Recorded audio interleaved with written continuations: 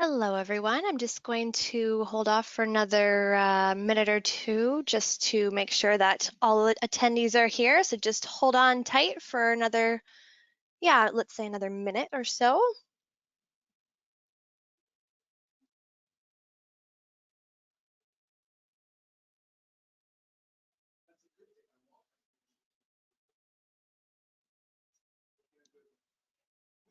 Still have people trickling in, so I'll give it just a little bit more.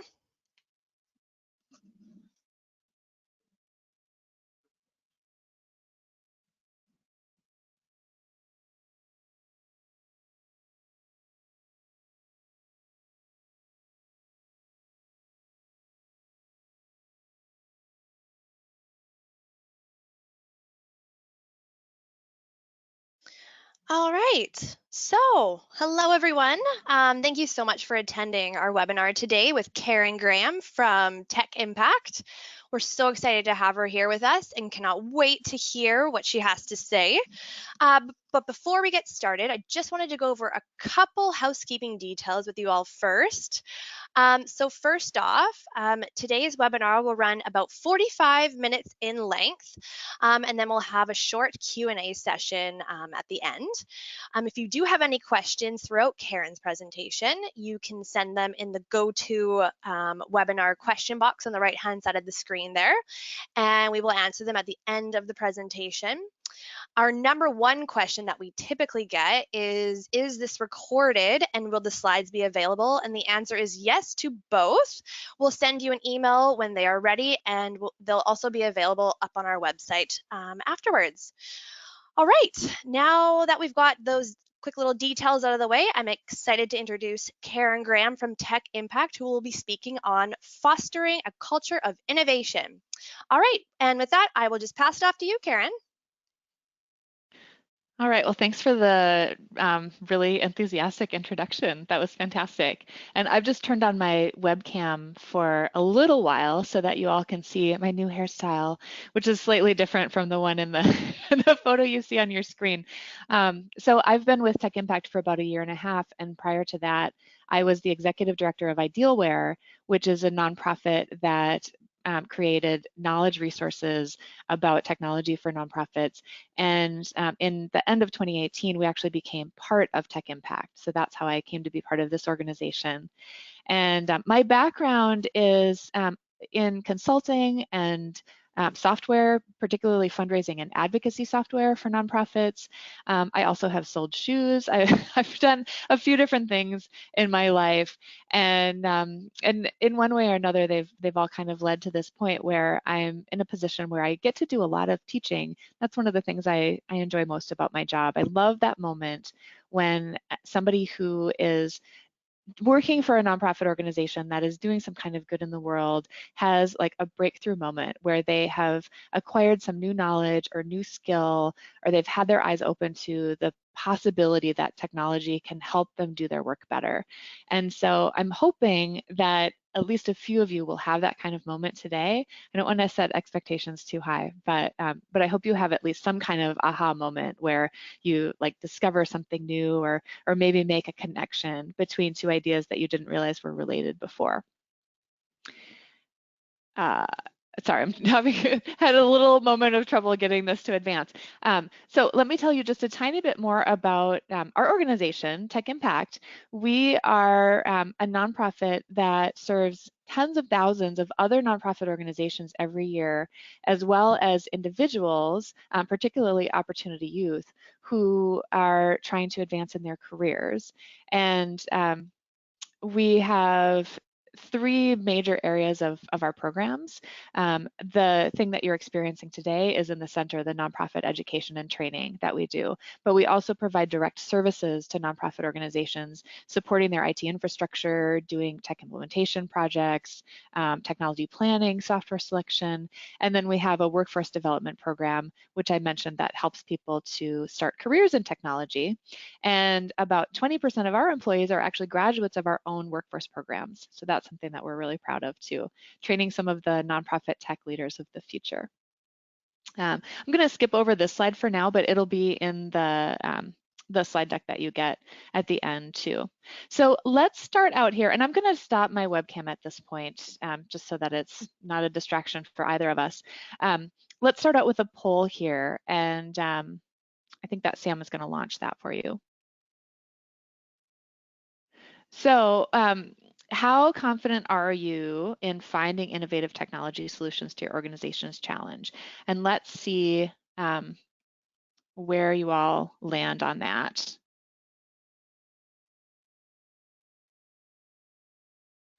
Actually not seeing any responses yet. Oh, here we go. Okay, it was just a little delay.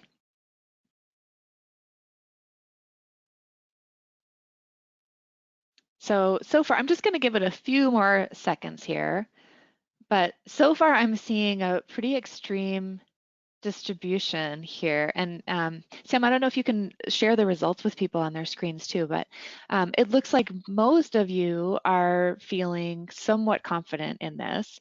And I'm hoping that some of you can move to feeling very confident by the end of this, but that is a long road. So I want you to have realistic expectations here that you'll probably make more incremental progress in like building your innovation muscles over a long period of time. But maybe this will give you a little head start. So good to know that about you though. Now I'd also like you to try out the questions before we get any further, and you can ask a question at any time and I will address those either during the presentation or at the end. But for now, let's start out with just typing in your response to my questions. All right, so how would you define innovation? And then also, what is an example of innovation that you admire? And maybe I'll ask for some of those responses to be read aloud if you don't mind.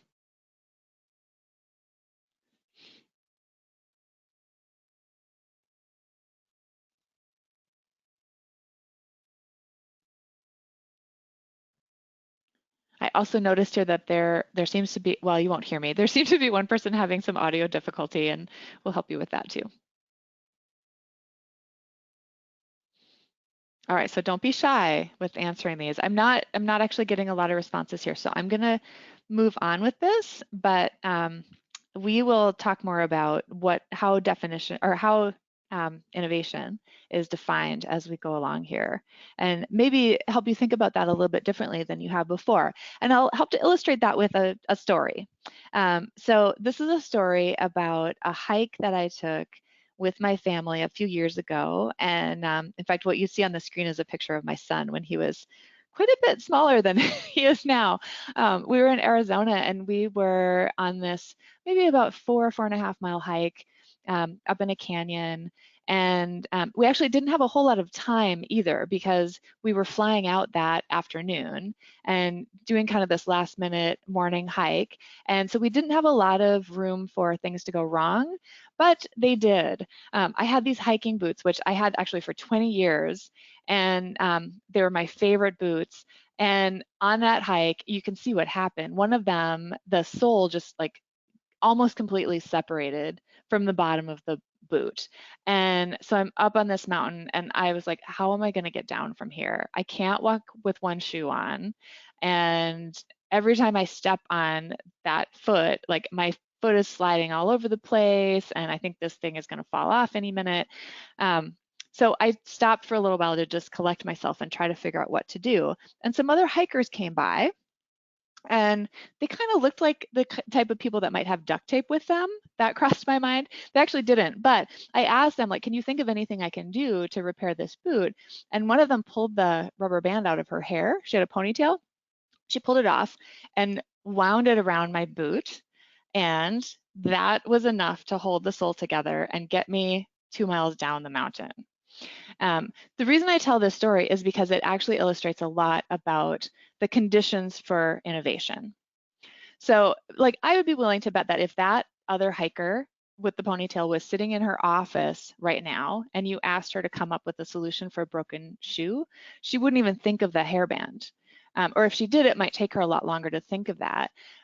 But when she was in the context of having to solve that problem, then she was able to kind of put together a solution. And the reason I mention that is because like organizational culture and context can be a big factor in whether you're able to really come up with innovative solutions or not. We'll talk more about that later. Another aspect of innovation that this story illustrates is that it doesn't have to be a new invention. It can actually be just repurposing something that already exists. So in the picture here, you'll see that um, this is a water sanitation project or water purification project where scientists have figured out that if you simply leave a plastic water bottle in the sun, and if it's hot enough for a certain number of hours, it will kill all the bacteria in it that are most harmful. And so this is like a brilliant, super cheap solution that is accessible to almost anyone. So I think that's a fantastic example of an innovation that is not high tech. It's not a new invention. It's just like figuring out a way to close the gap between the resources we have and the change we desire. So now I want to show you or share with you some specific examples of innovation in fundraising and communication. I know many of you are in that profession or in that role in your organization. And so I'll share a few examples here. One is personally branded donation forms, and that's something that Keela offers. Do you want to talk about that for a moment? Sure, yeah. Sorry, can you repeat what you were saying there? Oh, I just missed that about last bit. the personally branded donation forms that Keela offers. Oh, I know yeah. that that's something that is kind of new, and I think that's an example of innovation in fundraising approaches. Yeah, absolutely. So Keela definitely offers, personally branded donation forms so you can customize anything, according to how your logo looks or your brand, your colors of your brand, and then embed that directly onto your website.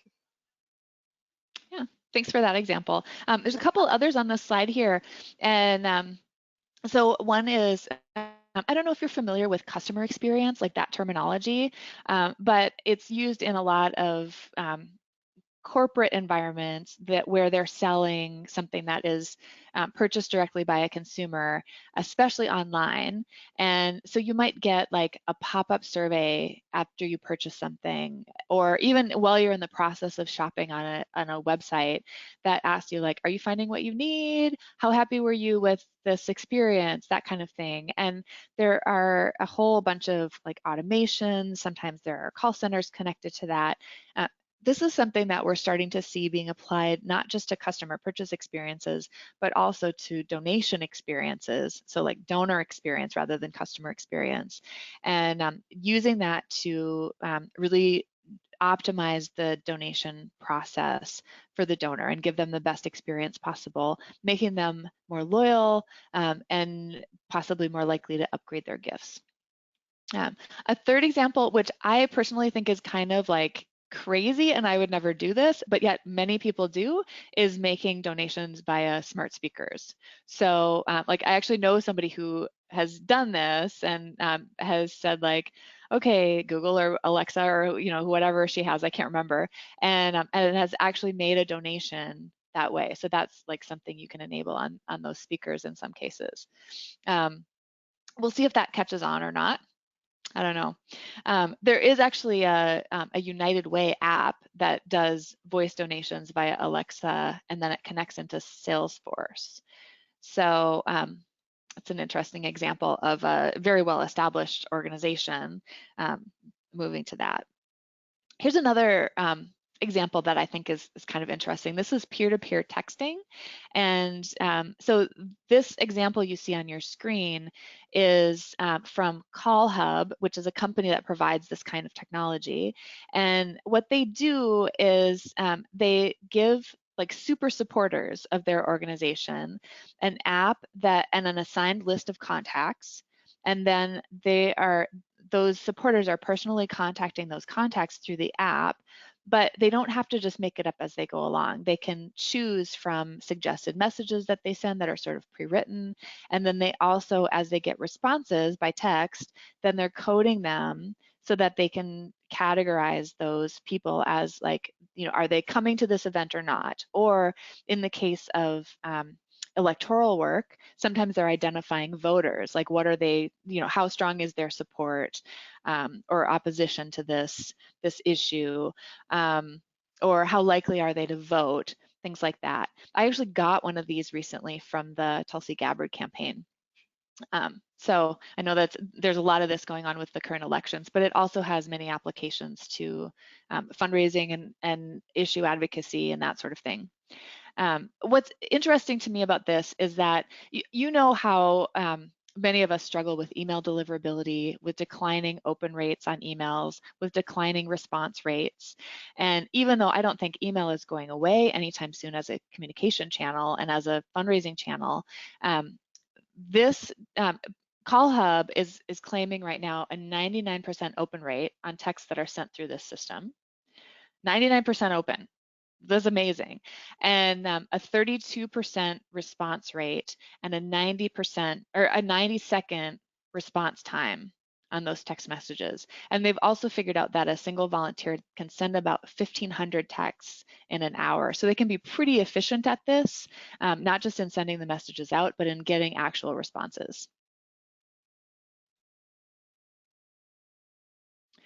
All right, here's another example to share, and this one is about using artificial intelligence, really, to do things in your donor management system or your constituent relationship management system.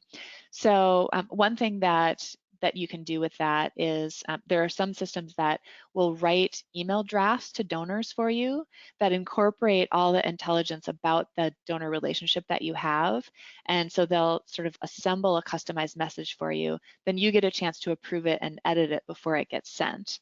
But it's kind of like a digital assistant for you.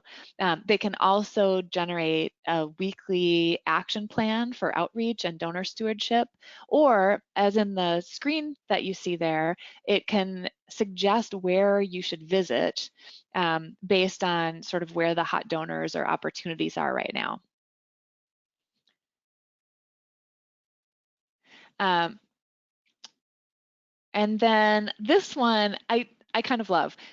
Live streaming fundraising events is another thing that I'm seeing a little bit more of, especially in certain communities. So this example is a gamer, and I mean, that's not really my world, but I have a teenager, so I sort of know about this. So this guy that goes by the handle Pestily is an Australian gamer who has a huge following, and he decided that he was going to try to raise $1 million to help the Starlight Children's Foundation of Australia. And so he partnered with them, and also this application called Tiltify that lets him like broadcast through oh wait, sorry, what is he broadcast? Now I can't remember. He's broadcasting through this platform that a lot of gamers use, and they're like watching him play, and then he's also treating it kind of like a telethon. So he's got all these overlays with like leaderboards and calls to action and what the progress is on his campaign so far. And he does live stream events, and then he also has them recorded so that you can watch them later. And he does a lot of social media support for it too. So I think it's a really interesting like example of combining a lot of different sorts of media and using that to be able to reach an audience that might not respond to kind of more traditional channels and more traditional fundraising techniques.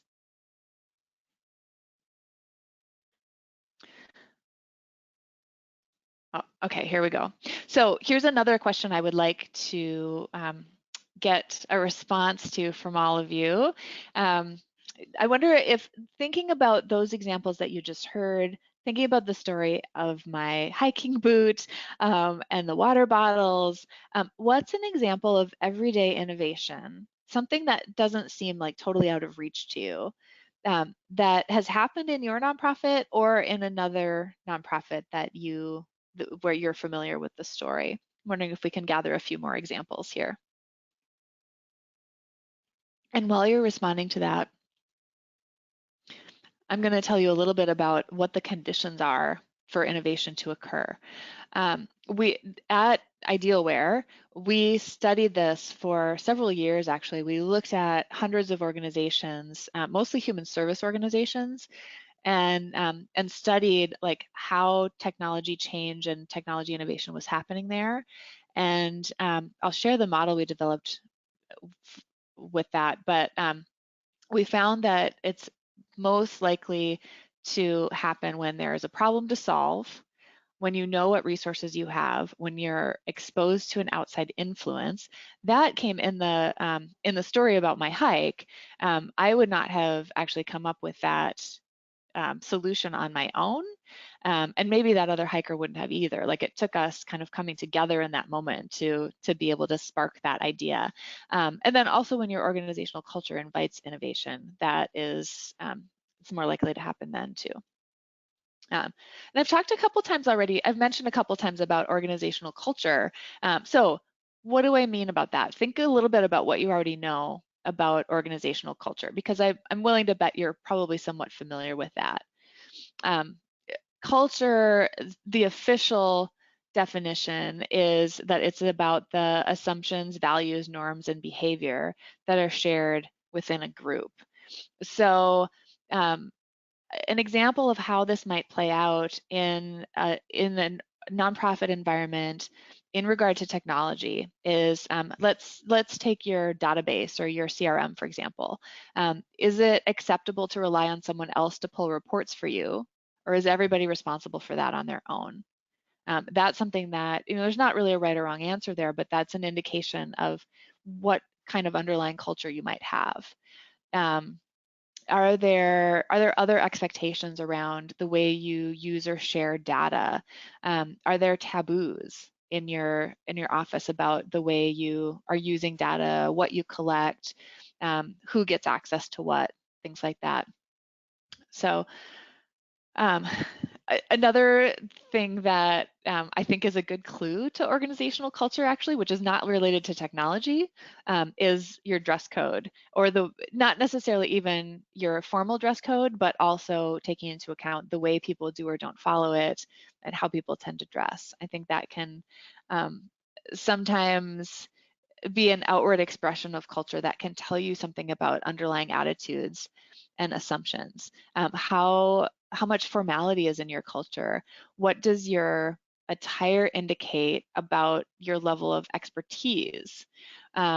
Is the dress code different for men and women? All of those things are kind of clues. The physical environment can be too, like how is the furniture arranged?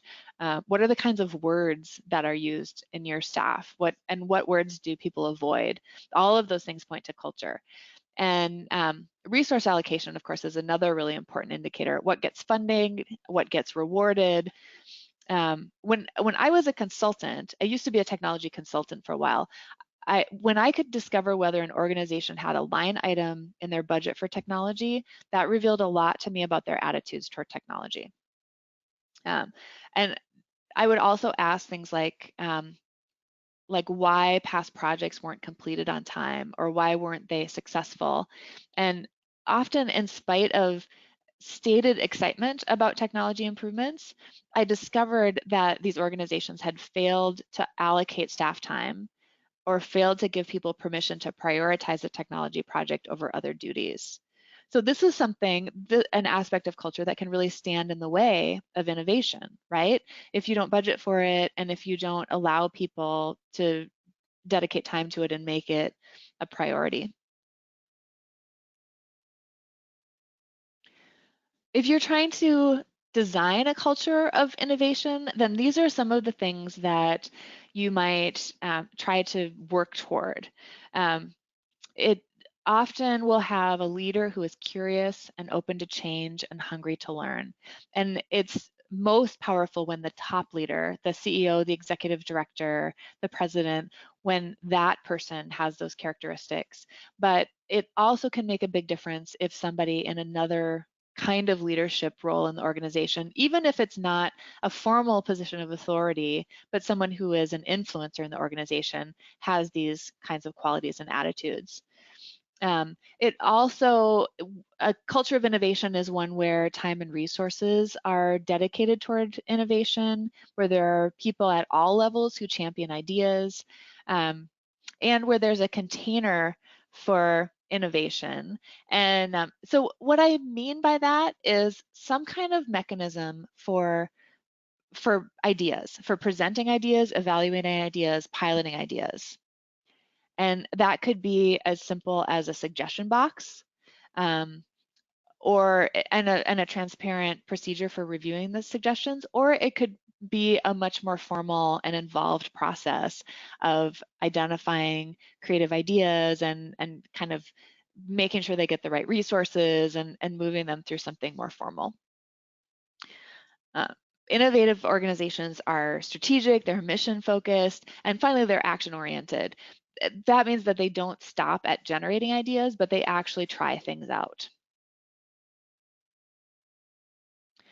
This is a video that I'm going to share with you in the slides, and the link is here so you can watch it yourself. It won't work very well with if I try to play it here. I don't think you'll be able to hear the audio in the webinar environment, so I'll leave that for you before, but I just want to say something about this. The guy that you see on the screen is Tim Brown, who is the president of IDEO, and that is a firm that does human-centered design work, and one of their practices is to pull together multidisciplinary teams with people from a lot of different perspectives to work on a problem together.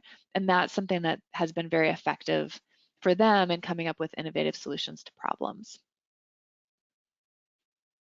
I've talked a lot about experimenting and curiosity and that sort of thing. And so there is possibly a dark side to that. If you're doing a lot of experimentation with different kinds of technology tools, then that probably means that you have a bit less control. That can be a little bit upsetting sometimes to IT directors. Many of them have a great vision for innovation and understand sort of.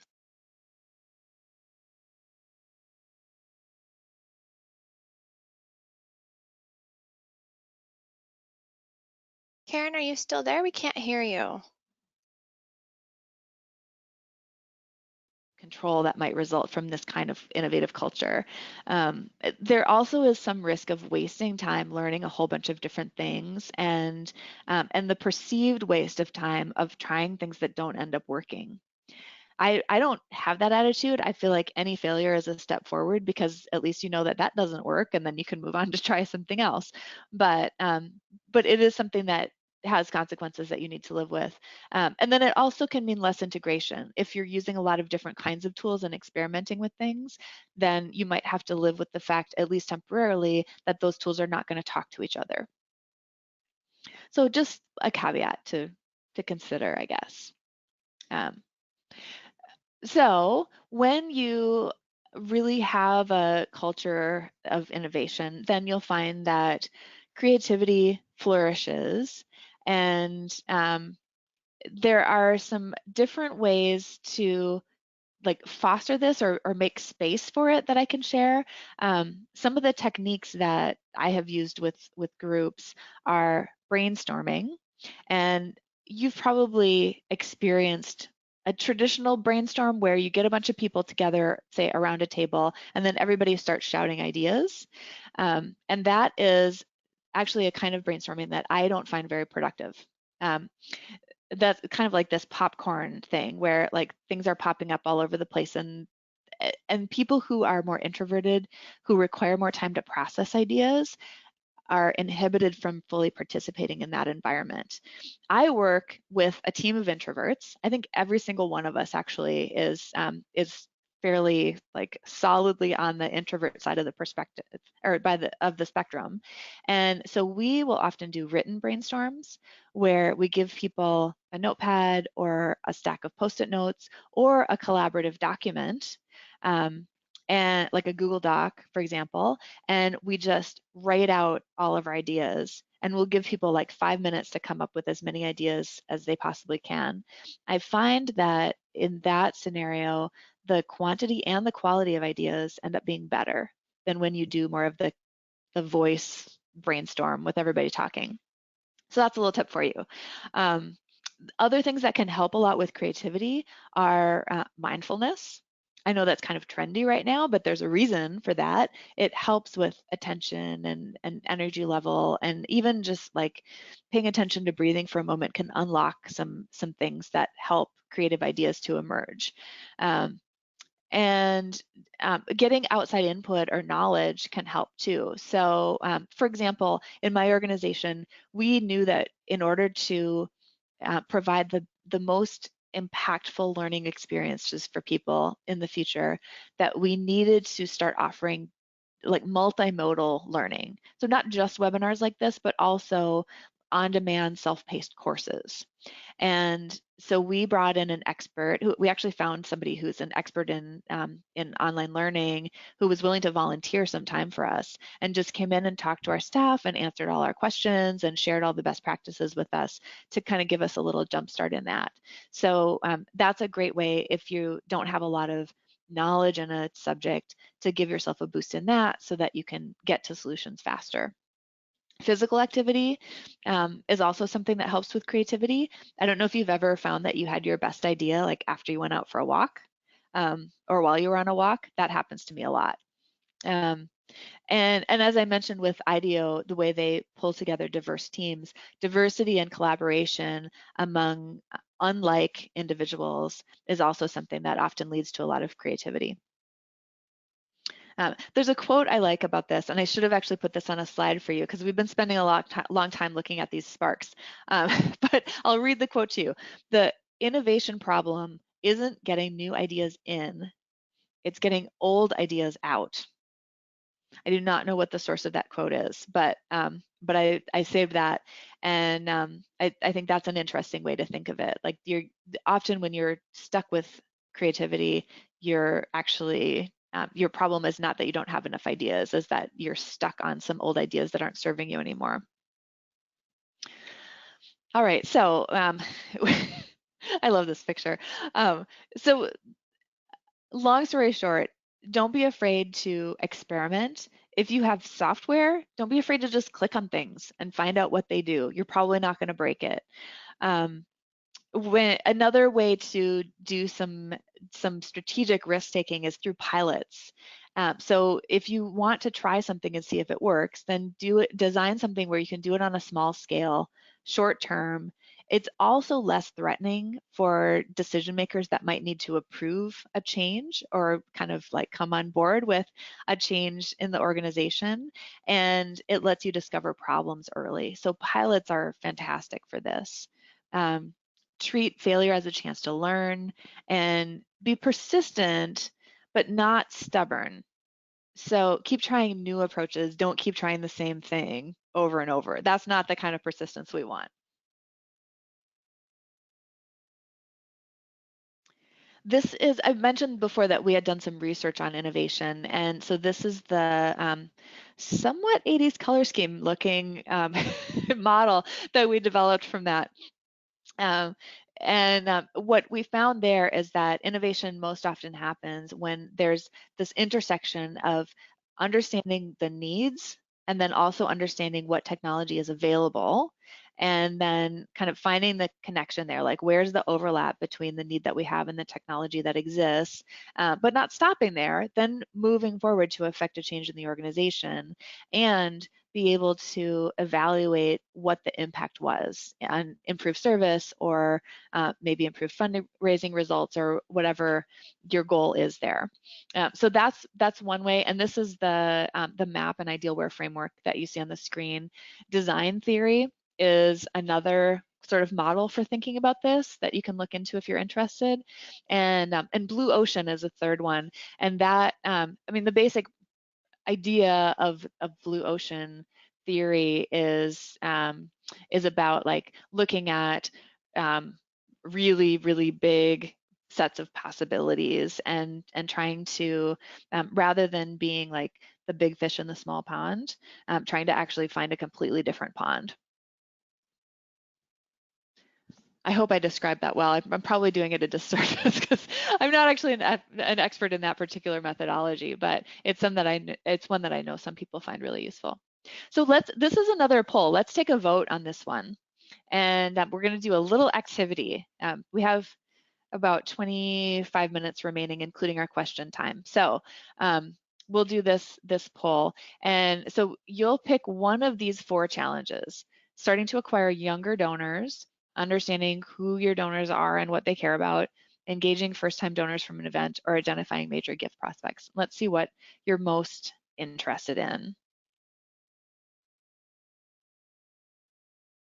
And I'm going to use this to, I'm going to pick a winner to have a little bit of discussion when we move on to the next slide.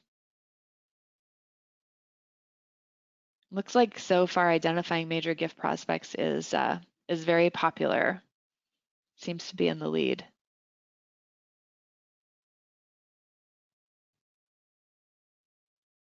It's interesting. I'm actually not seeing anybody that has chosen start acquiring younger donors yet, which is an issue that I often hear, but not in this crowd, I guess.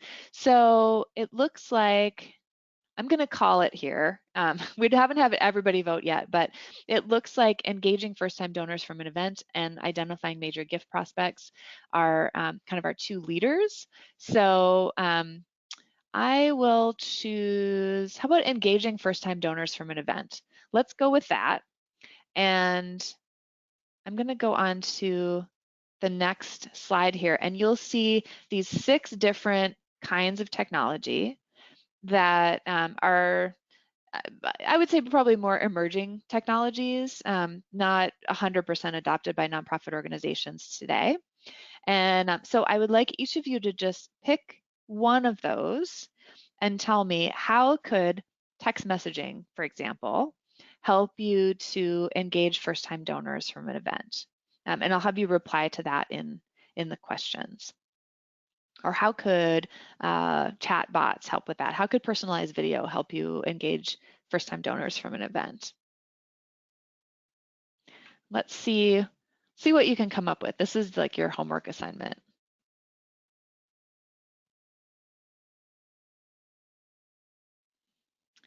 And I know we've got a couple of every action, or sorry, a couple of Keela folks on the call that are kind of helping out with tech support and hosting and stuff. So feel free to chime in yourselves here too.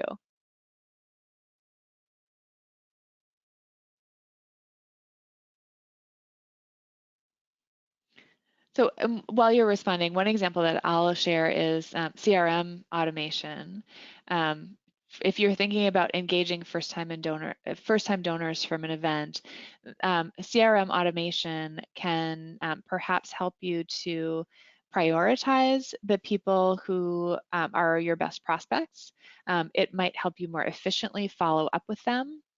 It might help you follow up with them over the long term without having to put a lot of human power into that, by, like, say, giving different kinds of, sending different kinds of emails to them, contingent on what kind of responses they have to the first ones.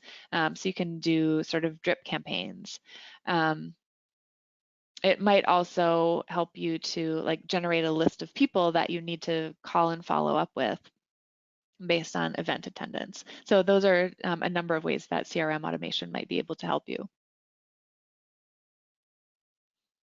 I'll give one more example too. I'm racking my brain trying to think of, for this particular example, what could we do with chat bots? And I don't know, maybe somebody could help me out there. And I'm also wondering if my Keela friends could help read off some of the answers too. Absolutely. So we Great. have a response from Heather, and she says, used a personalized video shoot at the event and delivered in real time to the target prospects. Mm-hmm. It's a great example. All right. I also am seeing now another one from before, but I'm not sure if this came from this question or a previous question that I asked about creating partnerships with like-minded organizations to advance a program. Yeah, that one was before, and I think that's a Okay. great one for innovation Oh, in the workplace. Yeah, right, because that was when I asked for examples. Yep. Hmm. And I also I noticed that somebody said that they couldn't think of any examples and said that's why I'm Yeah. here. I'm feeling very stuck. Yes. So I hope this gets you unstuck a little bit. Um, Going back to that, I guess I never actually read off the responses from that, but there was another one that suggested cloud accounting software, which has actually been around for quite a while, but I feel like the adoption of that has been pretty slow and spread out over time. So, that's there. All of the move to the cloud has been a tremendous shift, and I think it's going to end up being more and more important, perhaps in the very short term, as some of us may be facing a, a necessity to work from home for an extended period of time because of the coronavirus outbreak. Um, I think a lot of organizations for that reason are either like smacking their foreheads because they haven't moved to the cloud yet, or scrambling to kind of go that last mile. There's a lot of organizations that have moved their email and calendars and their basic file sharing to the cloud, but they still don't have their financial management application or their accounting application in the cloud. Or, maybe it's some kind of system that they use for their service or program delivery that does inventory or some kind of client tracking, case management, that sort of thing. And so, I mean, I I don't want to really say there's any silver lining to this this whole health crisis, um, but I do hope that it opens some people's eyes to some of the advantages of having things in the cloud for the stability, the business continuity, the access from anywhere in a situation that you just can't always anticipate. All right, let me move on to the next slide here. And and this is your chance to just reflect a little bit. I would love to hear from that person who said, like, I don't have any ideas, I'm feeling stuck. But also from any of you, like, did you have any aha moment here where you heard an example or you heard me say something about organizational culture that gave you an insight or, something that sparked an idea for you? And I'd really like to hear like what that was.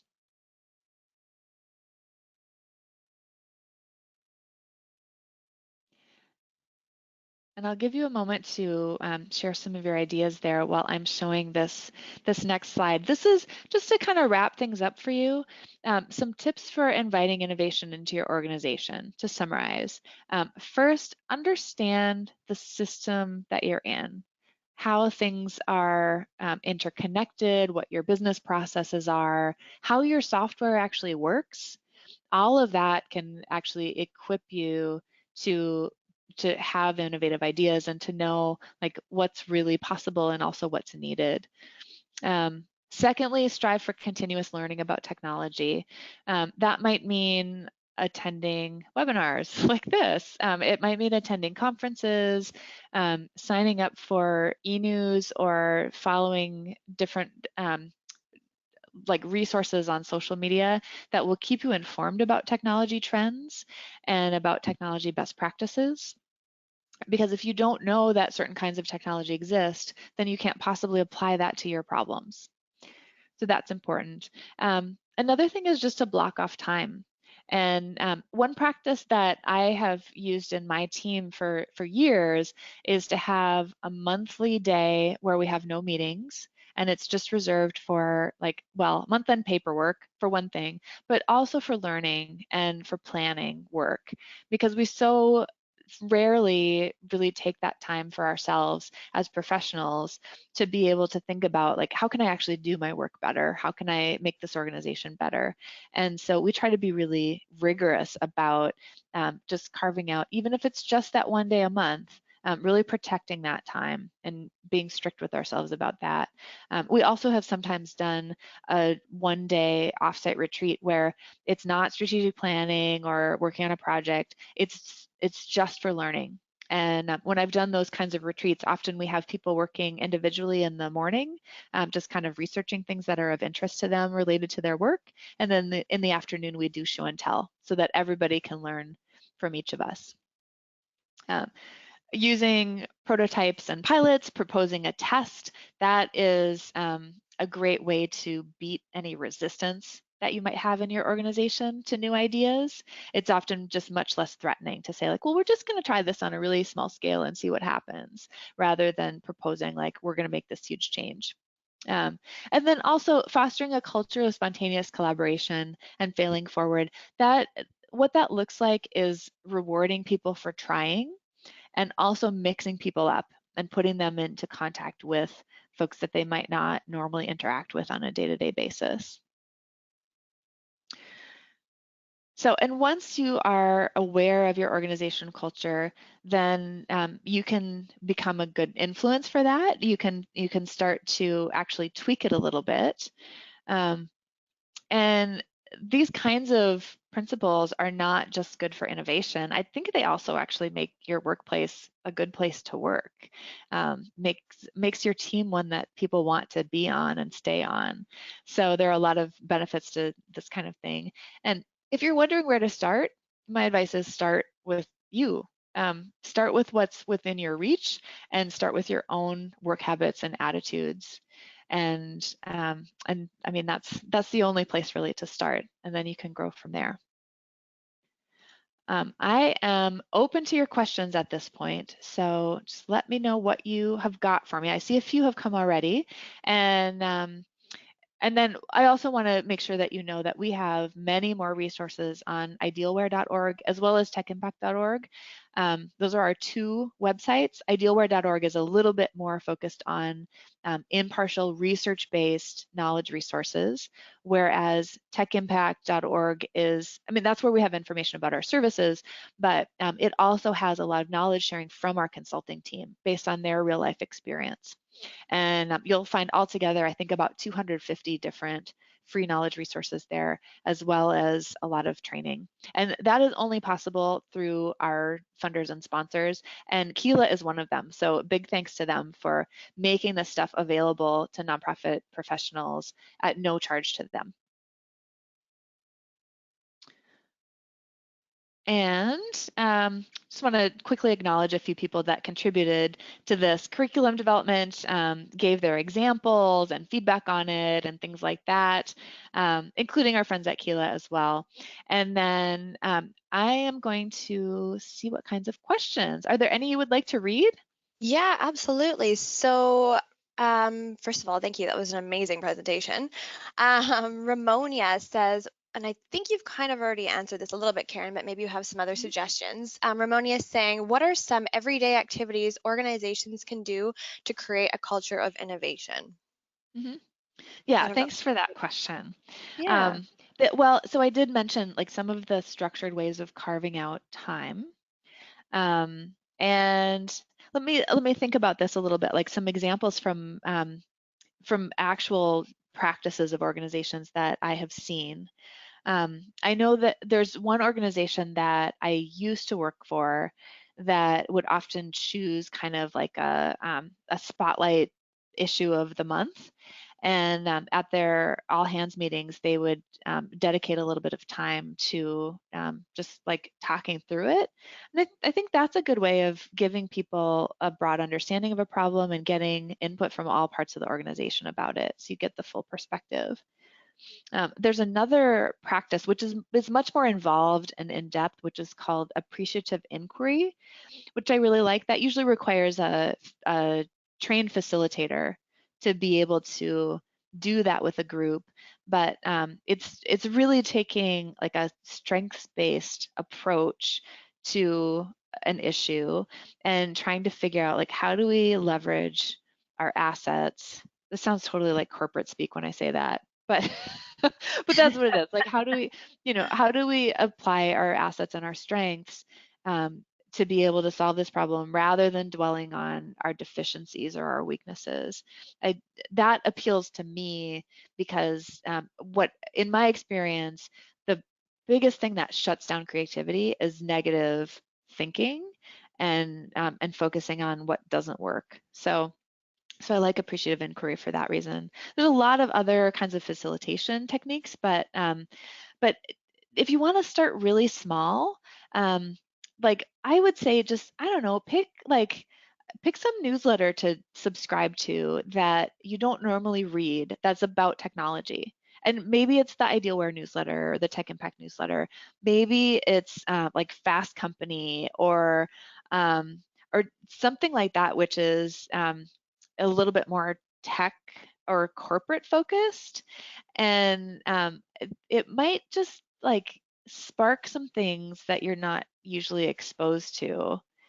So I think that can be a really great way. It's just like spend 5 minutes a day reading like a publication or a newsletter that's outside of your normal field. Or set up a coffee meeting with a counterpart of yours that's at a very different kind of organization from yours, a different mission focus, a different size, maybe a different part of the world, and ask them some questions about how they're using technology and see what you can learn from each other. It's another suggestion. That's a great one. Love that. So it doesn't really look like there's too many questions coming in, but I kind of had a question for you, Hmm. Karen. Yeah. Wondering what your kind of biggest aha moment was in your career, if you ever kind of had one of those in terms of innovation.